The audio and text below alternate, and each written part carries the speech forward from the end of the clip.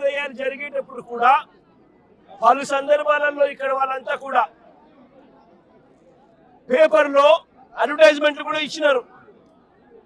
ఎవరికైనా అభ్యంతరాలు ఉంటే తెలియజెప్పాలి అని చెప్పి పత్రికా ప్రకటనలు కూడా ఇచ్చారు.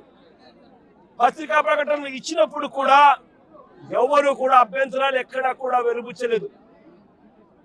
అలాంటిది 25 సంవత్సరాలుగా వీళ్ళు ఇక్కడే ఇలాగే ఉంటే వీళ్ళను బుల్డోజర్లు పెట్టి ప్రైవేట్ వ్యక్తులకు మేలు చేసేందుకు ఈ 150 కోట్ల పైచిలకు ఇవాళటి వాల్యూలో 150 కోట్ల పైచిలకు వాల్యూ ఉన్న ఈ ప్రాపర్టీని కబ్జా చేసేందుకు ఏకంగా చంద్రబాబు నాయుడు, ఆయన కొడుకు, ఆయన పార్టీకి సంబంధించిన ఎంపీ, జనసేన పార్టీకి సంబంధించిన కార్పొరేటర్లు ఇంతమంది ఒకటై పేదలను నిస్సహాయాలుగా ఈరోజు రోడ్డు మీద నిలబెట్టించారు.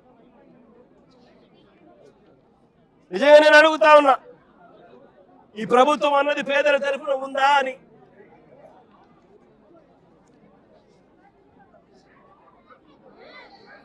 ఎక్కడైనా ఎప్పుడైనా కూడా ప్రభుత్వం అన్నది చేయాల్సింది ఏమిటి?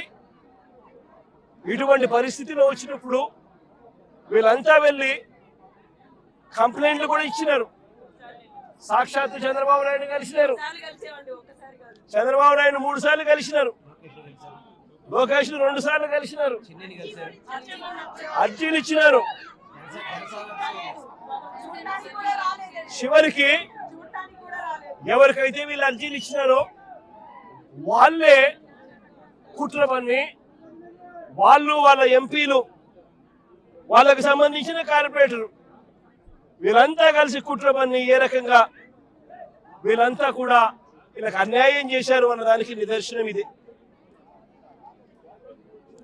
నేను ఒకటే అడుగుతా ఉన్నా, అయ్యా చంద్రబాబు నాయుడు గారు, ఇక్కడే కాదు రాష్ట్ర వ్యాప్తంగా కూడా ఇదే మాదిరిగా కొనసాగుతా ఉంది. రాష్ట్ర వ్యాప్తంగా కూడా అనేక చోట్ల ఎక్కడైనా చిన్న లిటిగేషన్లు ఎక్కడైనా ఉంటే డైరెక్ట్ గా తెలుగుదేశం పార్టీకి సంబంధించిన నాయకులు, ఎమ్మెల్యేలు ఇన్వాల్వ్ అయిపోతా ఉన్నారు. లిటిగేషన్ ఉన్న చోట వీళ్ళంతటి వీళ్ళే అడుగు పెట్టేసి ఆ ల్యాండ్ కబ్జా చేసేస్తా ఉన్నారు. కొన్ని చోట్ల వీళ్ళే లిటిగేషన్ క్రియేట్ చేస్తా ఉన్నారు. వీళ్ళే నిషేధిత జాబితాలో ప్రాపర్టీస్ ను బలవంతంగా పెట్టించేసేస్తున్నారు. వీళ్ళే లిటిగేషన్ క్రియేట్ చేసి వీళ్ళే కూడా కబ్జాలు చేసే కార్యక్రమాలు జరుగుతూ ఉన్నాయి. రాష్ట్ర వ్యాప్తంగా ఇదే రకమైన అన్యాయం కొనసాగుతూనే ఉంది. నేను ఇప్పటికైనా చంద్రబాబు నాయుడు గారికి ఒకటే చెప్తా ఉన్నా, ఈ ప్రెస్ కాన్ఫరెన్స్ ద్వారా ప్రతి ఒక్కరికి కూడా నేను ఒకటే మనవి చేస్తా ఉన్నా, దీంట్లో సిబిఐ ఎంక్వైరీ జరిగించాలి. ఇక్కడ ఏ రకంగా చంద్రబాబు నాయుడు గారు కొడుకు, ఏ రకంగా తెలుగుదేశం పార్టీకి సంబంధించిన ఎంపీ, ఏ రకంగా వీళ్ళంతా కూడా ఇన్వాల్వ్ అయ్యి ఇంక్లూడింగ్ జనసేన కార్పొరేటర్తో సహా ఏ రకంగా వీళ్ళంతా కూడా దీన్ని కబ్జా చేసే కార్యక్రమం చేస్తా ఉన్నారు అనేది ప్రజలకు తెలియాలి. ఇంతకుముందు చంద్రబాబు నాయుడు గారు ముఖ్యమంత్రిగా గతంలో ఉన్నప్పుడు 2016లో ఒక ఫేక్ సొసైటీ క్రియేట్ చేసి 1981 డేట్ వేసి ఏ రకంగా పేదల ఆస్తుల మీద, పేద ప్రజల ఆస్తుల మీద ఏ రకంగా కన్నేశారు అన్నది కూడా ఇవన్నీ బయటికి రావాలి.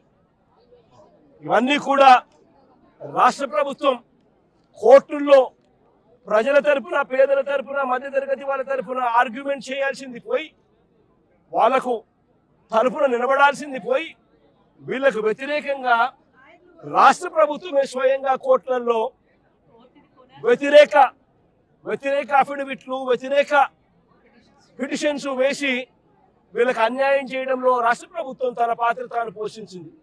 వీటి అన్నిటి మీద కూడా ఎంక్వైరీ జరగాలి. జరిగి దోషులను, అది చంద్రబాబు నాయుడు కావచ్చు, లోకేష్ కావచ్చు, తెలుగుదేశం పార్టీ విజయవాడ ఎంపీ కావచ్చు, ఇక్కడ తెలుగుదేశం పార్టీ ఇక్కడ జనసేన కార్పొరేటర్ కావచ్చు, వీళ్ళందరి పాత్ర మీద కూడా ఎంక్వైరీ జరగాలి. జరిగి నిజాలన్నీ కూడా బయటికి తీసుకొని రావాలి. వీళ్ళందరూ కూడా ఎవరైతే నష్టపోయినారో, 25 ఏళ్ల నుంచి ఇక్కడే ఉంటున్నారు, ఒక్కొక్కరికి లోన్లు ఉన్నాయి, 20 లక్షలు 25 లక్షల రూపాయలు బ్యాంకుల్లో రుణాలు ఉన్నాయి. వీళ్ళని తీసుకొని పోయి ఇప్పుడు నడు రోడ్డు మీద పెట్టారు. వీళ్ళు బతికేది ఎలా? వీళ్ళ లోన్లు ఎలా తీరుస్తారు? రాష్ట్ర ప్రభుత్వం కనికరం చూపించని ఈ పరిస్థితి నుంచి వీళ్ళ పరిస్థితి మారాలి. వీళ్ళందరికీ కూడా ఇమ్మీడియట్లీ ఇక్కడే గవర్నమెంట్ రావాలి. వీళ్ళకి సంబంధించిన లోన్లన్నీ కూడా గవర్నమెంట్ తన రెస్పాన్సిబిలిటీ కింద గవర్నమెంటే కట్టేట్టుగా తీసుకోవాలి. నష్టపోయిన వీళ్ళందరికీ కూడా ఇక్కడే స్థలాలు ఇస్తారా, లేకపోతే ఇలాంటి స్థలమే ఇంకో చోట ఇచ్చి ఇంకో ఇల్లు కట్టించి వీళ్ళకి న్యాయం చేస్తారా అన్నది గవర్నమెంట్ డిసైడ్ చేసుకోవాలి. చంద్రబాబు నాయుడు గారు గట్టిగా ఒకటే చెప్తా ఉన్నా, అయ్యా చంద్రబాబు, నువ్వు కన్నా ఈ కార్యక్రమం చేయకపోతే రేపొద్దున మా ప్రభుత్వం వచ్చిన తర్వాత, వైఎస్ఆర్సీపీ ప్రభుత్వం వచ్చిన తర్వాత ఖచ్చితంగా చెప్తా ఉన్నాను, ఇదే ఎంక్వైరీ మేమేస్తాం, ఇదే ఎంక్వైరీ మేమేస్తాం. మిమ్మల్ని కోర్టు ముందర దోషులుగా నిలబెట్టడమే కాకుండా వీళ్ళందరికీ కూడా, బాధితులందరికీ కూడా కంటికి రెప్పలా మేమంతా కూడా కాపాడుకుంటూ, వీళ్ళందరూ కూడా ఎవరైతే నష్టపోయినారో ప్రతి ఒక్కరికి కూడా ఆ నష్టంలో ప్రభుత్వం భాగస్వామ్యమై వీళ్ళందరికీ తోడుగా ఉంటుందని చెప్పి బాధితుల తరఫున మీ జగనన్న మాటిస్తా ఉన్నాడు అని చెప్పి ప్రతి బాధితుడికి కూడా నేను చెప్తా ఉన్నాను.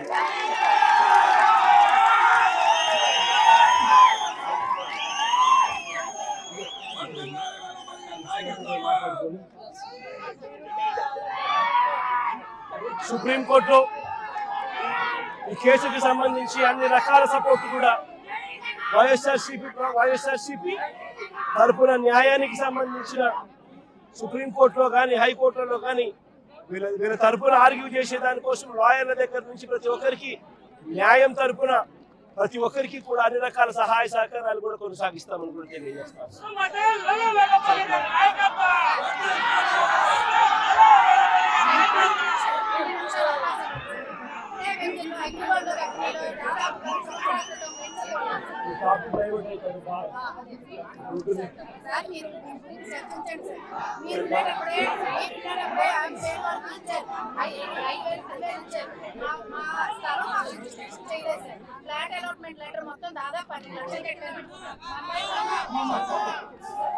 దీనికి సంబంధించి కూడా చూసుకోవాలి.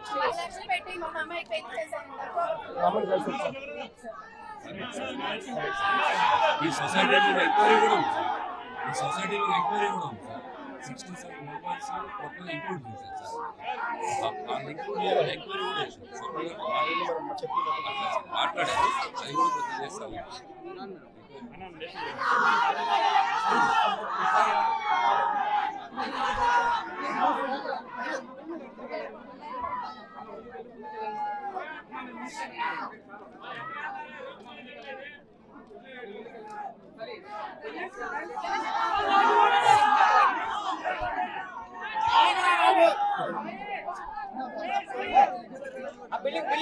బిల్డింగ్ ఫుడ్ ఏమ్మా, మేరీ గారు బిల్డింగ్ ఫుడ్ ఏమ్మా, బిల్డింగ్ ఫుడ్